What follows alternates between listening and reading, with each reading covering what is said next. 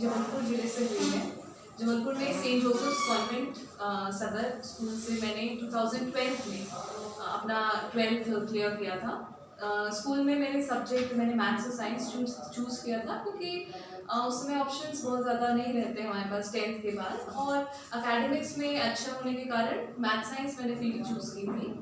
And then उसके बाद मेरा हमेशा से मतलब 9th क्लास में मैंने ये सोच लिया था कि मुझे सिविल सर्विसेज के डायरेक्शन में आगे बढ़ना है। मतलब मन में एक आइडिया बन गया था कि डायरेक्शन मेरा ये रहेगा, बट एक करियर बैकअप भी रहना चाहिए आपके पास, क्योंकि मुझे सब जन ने बताया था, मेरी मम्मी ने, पापा ने, कि ये जर्नी अनसर्टेन हो सकती है, लंबी हो सकती है। हो सकता है फर्स्ट अटेम्प्ट में सिलेक्शन हो जाए, हो सकता है 4-5 अटेम्प्ट हो जाए और ना हो, आपका बहुत सारे फैक्टर्स होते हैं। दैट इज़ वाई एक करियर बैकअप रखने के लिए मैंने पहले मैथ साइंस सब्जेक्ट लिया, देन इंजीनियरिंग से ग्रेजुएशन किया। वो भी मैंने जबलपुर इंजीनियरिंग कॉलेज से किया 2016 में, इलेक्ट्रॉनिक्स एंड कम्युनिकेशन में। ये मेरा स्कूल और कॉलेज का मेरा एजुकेशनल बैकग्राउंड है। आपका जो है डिप्टी कलेक्टर बनने का इच्छा भाषा का क्यों कैसे थी? जब ग्रोइंग ईयर्स होते हैं, जब हम स्कूल में काफ़ी चीज़ें पढ़ते हैं कि जब हम पॉलिटी क्या होती है, इकोनॉमी क्या होती है, सब समझने लगते हैं, तब हमें समझ में आता है कि देश में, समाज में बहुत सारी समस्याएं हैं जिनका हमको लगता है कि हम एक एफिशिएंट मैनेजर बनके कहीं ना कहीं जो सरकार की रिसोर्सेज हैं उनको एफिशिएंटली मैनेज करने के लिए हमें लगता है कि हम अपना योगदान दें। ऐसा नहीं है कि नहीं होती है, बट हमें लगता है हम कहीं ना कहीं उसमें एक डायरेक्ट भागीदार बने और अपना योगदान दें समाज को बिल्ड करने में। तो इसीलिए जब मुझे समझ में आने लगा कि ये एक ऐसा करियर डायरेक्शन हो सकता है जो मेरे मन का रहेगा, जिसमें काम करने में मुझे अच्छा लगेगा, और जो अगले 30-40 साल तक जो जिस तरह का काम मैं करना चाहूँ वो मुझे काम करने देगा।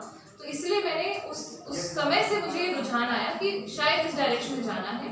फिर मेरे पेरेंट्स ने, कुछ सीनियर्स ने मुझे गाइड किया कि एक्चुअली सिविल सर्विसेज होता क्या है और किस तरह से उसमें आगे बढ़ना है। तो इसलिए फिर मेरा रुझान बढ़ता गया और मैंने तैयारी करी और फिर आपने 2016 में जो है डीएसपी रैंक के लिए आप लाई थी, उसमें आपने क्यों नहीं गई? देखिए, एक्चुअली ये मिसकंसेप्शन है कि मैंने डीएसपी छोड़कर डिप्टी कलेक्टर लिया है। एक्चुअली दोनों के एग्जामिनेशन ऐसे हुए थे कि 2016 का इंटरव्यू हुआ था और उसी के साथ मतलब 30 मई 2017 में मेरा इंटरव्यू हुआ था और 3 जून से 2017 के मेंस के पेपर थे। एंड जुलाई 2017 में रिजल्ट आ गया था 2016 का, जिसमें मैं डीएसपी पद पे सिलेक्ट हुई थी।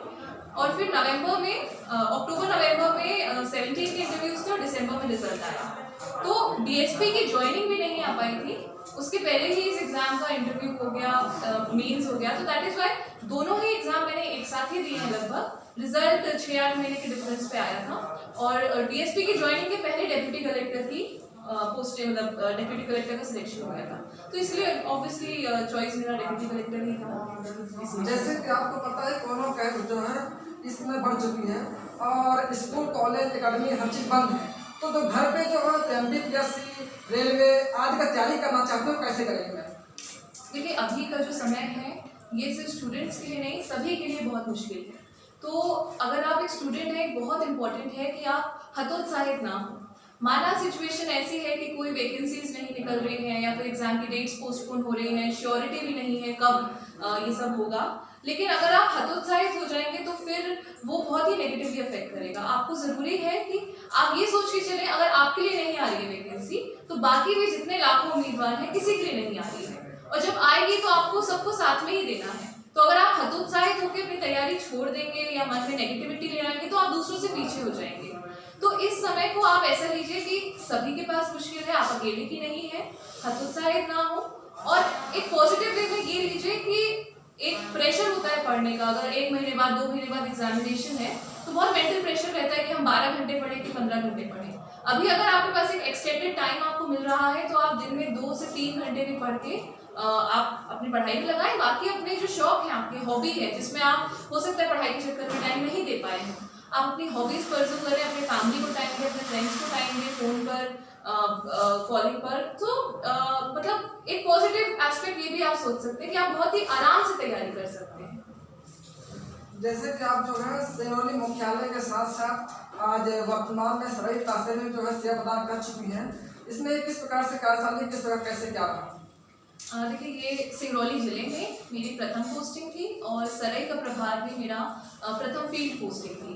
तो कोई भी जो प्रथम पोस्टिंग रहती है वो हमेशा याद रहती है। यहाँ से हम जो सीखते हैं, हमारा जैसे किंडरगार्टन में हम ABCD या क ख ग घ सीखते हैं, तो हमारी प्रोफेशनल लाइफ में हमारी फर्स्ट पोस्टिंग हमारा किंडरगार्टन होता है। यहाँ से ही मैंने अपने जॉब की ABCD सीखी है।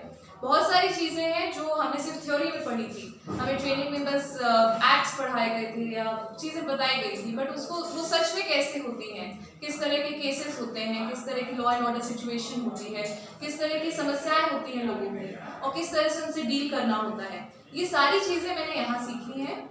मुझे हमेशा ये पोस्टिंग मेरे लिए बहुत ही इम्पोर्टेंट रहेगी सभी पोस्टिंग्स में। और यहाँ मैंने जो भी सीखा है, स्पेशली आप सभी का भी यहाँ पे अच्छा सहयोग रहा है, सभी पत्रकार बंधुओं का, सभी पूरे तहसील स्टाफ का, सबका बहुत ही अच्छा सहयोग रहा, जिससे ये जो लगभग 1.25 साल का पीरियड था, बहुत ही शांतिपूर्वक और बहुत अच्छे से बहुत अच्छी यादें लेकर के मैं यहाँ से जाऊँगी और यहाँ जो भी सीखा है वो आगे आने वाली पोस्टिंग में सब में इम्प्लीमेंट करने की कोशिश करूँगी।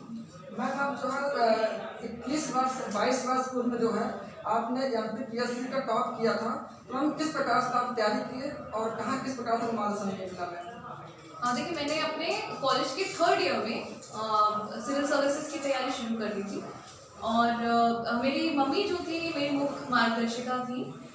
मम्मी खुद भी PSC की कई बार परीक्षाएं दे चुकी हैं। सो मेरी मदर के थ्रू मुझे proper guidance time to time मिलता रहा है और काफ़ी कुछ ऑनलाइन सोर्सेज भी थे जो फ्री ऑफ कॉस्ट अवेलेबल थे। विजन IAS की मंथली मैगजीन हो गई, इनसाइट्स ऑन इंडिया वेबसाइट, ऐसी काफ़ी वेबसाइट्स हैं मृणाल, जिनसे मैंने अपनी तैयारी को एक डायरेक्शन दिया। और 3rd 4th ईयर में मैंने अच्छे से तैयारी करी 2 साल लगकर, और 4th ईयर जैसे ही मेरा फाइनल ईयर क्लियर हुआ उसके बाद ही एग्ज़ाम देकर के क्लियर हो गया था। मैम, आप जो कॉलेज में 3rd ईयर 4th ईयर थे और इधर MPPSC की तैयारी कर रहे थे, तो मैनेज कैसे किया? देखिए, कॉलेज मतलब आपको आपका टाइम मैनेज ऐसा करना पड़ता है कि आप कॉलेज का समय आप निकाल दीजिए, मान लीजिए सुबह 9 बजे से 6 बजे तक का। उसके अलावा सुबह और फिर शाम को आपको कम से कम 4 घंटे 5 घंटे की रेगुलर पढ़ाई चाहिए। तो मेरा ऐसा रहता था कि इवनिंग में घर वापस आने के बाद से 7 बजे से, जैसे अगर हम 5:30 बजे या 6 बजे घर वापस आ रहे हैं, तो शाम को 7 बजे से लेकर 9 बजे तक एक सिटिंग होती थी पढ़ने की, और उसके बाद फिर सपोज 10 बजे से लेकर 1 बजे तक। तो इस तरह से 3 से 5 घंटे, और सुबह मैं देती थी न्यूज़पेपर रीडिंग को बस। तो इस तरह से अगर हर स्टूडेंट अगर अपने कॉलेज के साथ भी 4 से 5 घंटा प्रतिदिन मैनेज कर सके, वो सफिशिएंट होता है। आपको ये ज़रूरी नहीं है कि आप 10 से 12 घंटे ही पढ़ाई करें, आप 4 से 5 घंटे रेगुलर रोज़ अगर दे रहे हैं और एक प्लान लेके चल रहे हैं कि डेली मंथली वीकली टारगेट रख के चल रहे हैं, और टारगेट अचीव करने पर आप मतलब भरोसा करते हैं कि एक टारगेट अचीव हो गया उससे खुशी मिलती है, तो आप दूसरा टारगेट सेट करें। इस तरह से टारगेट्स और रेगुलर कंसिस्टेंसी के साथ आप कॉलेज के साथ भी मैनेज कर सकते हैं।